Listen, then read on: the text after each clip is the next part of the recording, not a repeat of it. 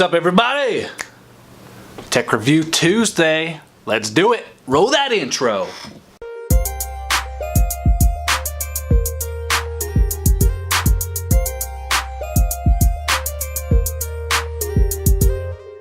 Alright, so today I am really excited because we're going to review this camera. Finally going to do a review on the Canon 80D and what I think about it in 2018. And I personally think this is the best DSLR camera you can get under $1,000 for a to-do-everything camera. This thing does awesome pictures, awesome video. It may not be the best, but it does everything well, and that's what makes me excited about this camera. So there are a lot of people in the video world that are switching back to this camera from more expensive cameras like the GH5 and other 4K because of this autofocus system. This dual pixel AF works phenomenal. Also, Canon's colors are the best on the market. So I shoot in a really flat profile, so all I do is go in and add a little color. Sometimes I don't even have to do that. Now on the photo side of things, there are some cameras that Nikon makes at a similar price point that do better than the Canon 80D, but they don't do as well in the video aspect, which is why I think this camera is the best do-everything camera. Check out my Amazon link below. They actually have a lot of super good information on it, so I'm about to go over it all with you now. But, I mean, if you want, follow along. Check it out. So let's get this thing off the tripod so I can show you around and give you some specs. Boom! Woo. All right, let's go. So behind the cap, we got a 24.2 megapixel APS-C sensor. So it is a crop sensor. Canon's APS-C crop sensor is multiplied by 1.6. All right, so for those of you who don't know what that means if you have a 50mm lens, you actually have to multiply that by 1.6, giving you 80mm. So technically, it's not a 50, it's an 80. Right here, this is actually an NFC symbol. This camera does have Wi-Fi and NFC, so if you have a Droid, you turn your NFC on, you put your phone next to the camera, and it will help it connect. I wanted to mention the Canon Connect app. It's a mobile app that you can get on your phone. It's awesome. You can get on, I get all my pictures right away. I have Lightroom CC, Photoshop CC. So when I'm out and about and I'm taking pictures, I can give someone my phone. I can quickly do some post-editing in those CC programs, and I definitely use the Wi-Fi more than I thought I would with this camera. Your mic input jack, you actually have a headphone jack, external shutter controller, you have HDMI, you also have a USB inside of here, which is really nice and handy. This is your shooting mode scroll wheel with a nice little button here that you can lock it in. Coming to the back, you have your on-off switch, your menu, your info button, your shooting mode switch, so this goes from picture or video, and also live view, so if you have your screen open and you have it on picture mode, click this button and it goes to live view, or you can use your viewfinder. The great feature about the Canon 80D is it does have a 100% accurate viewfinder. With a lot of the APS-C sensors, you don't get that. You often get 95% accurate, but this camera actually has 100% accuracy, which is great, so you don't have to worry about anything that you see through the viewfinder or don't see that will come up in your pictures.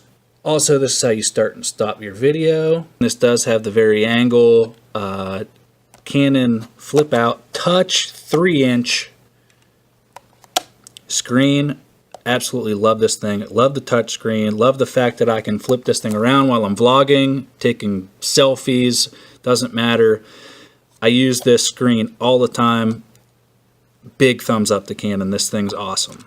Your picture and video playback, you have a scroll wheel along with a D-pad, your trash button, your aperture lock button, your battery door. On the side here, you have your SD card slot. One thing that I do wish this camera had was multiple SD cards, but it does only have one. Up top, you have a really nice screen with autofocus button, your driver, ISO, shutter speed wheel. It's backlit also, zoom in and out, and of course you have your cheese button. It has a 16,000 ISO, expandable to 25,600.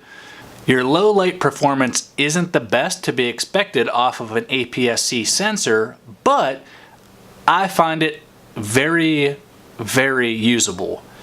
I have some pictures, put a little video in here for examples. I think it looks good still. I can definitely still use it. 7 frames per second, and it takes 25 raw images to fill the buffer. So max shutter speed on this bad boy is 1/8,000th of a second, which is great if you have enough light or a fast lens like the two that I have linked below. Really good for any type of sports photography or outdoor if you want to take some pictures of birds or anything that's moving really fast. That's when you're going to need that fast shutter speed. This does only shoot in 1080, but it is a great looking 1080. So you can record in 60 frames a second. The 60 frames a second is nice for your slow-mo shots. 30 frames a second. 24 frames a second, 23.976. There's a ton of options that you can record. So I'm sure a lot of the people watching this video are like, should I wait for the 90D to come out? Because there's a possibility that it'll have 4K and other upgrades. I would be afraid to wait. The Canon M50 came out with 4K. It's the first mirrorless Canon 4K camera. While in 4K, you can't use Canon's awesome dual pixel AF. That's why I love this camera. The autofocus is what makes it for me, because I can always use the footage from this camera. If your footage isn't in focus, doesn't matter what resolution it's in, can't use it. So I think there's just too many unknowns to wait. What if it's not 4K? Or what if it's 4K and you don't get the autofocus? You waited all this time because we don't have a release date yet, and you didn't even get what you wanted. So get this now, a year, 2, then upgrade when you know what you're gonna get. Now, one thing I do want to mention, because I said this at a price point of under $1,000, that is for the camera body only. So I do have 2 of the lenses that I use all the time linked below. Both of them are relatively cheap. The Canon 50mm, the 1.8f aperture lens, I mean, it's like $125, and it has unbelievable performance for that price. So check that out if you're looking to buy this camera. And also my vlogging lens, which I have a review on. It's the Sigma 17 to 50mm lens, f2.8, which is a really fast f-stop. It's legit. I mean, you can get that lens for under $400, and it's a beast. It looks so good. You can take awesome picture, video. It's really fast. It's great for action, sports. I mean, it's awesome for everything. So make sure you check out that review also. I would also recommend getting an external mic. I use a shotgun mic. There's also a review on that. I bought a really cheap one off of Amazon. It's 25 bucks. I mean, and it gives really good audio quality. Way better than the onboard audio with the Canon.